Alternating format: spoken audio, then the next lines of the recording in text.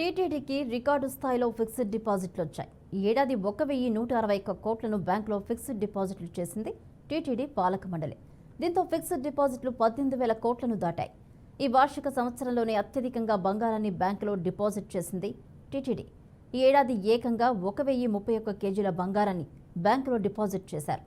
దీంతో మొత్తంగా పసిడి డిపాజిట్లు 11,329 కేజీలకు చేరింది. అటు వడ్డీ రూపంలో 1,200 కోట్ల ఆదాయం వచ్చింది.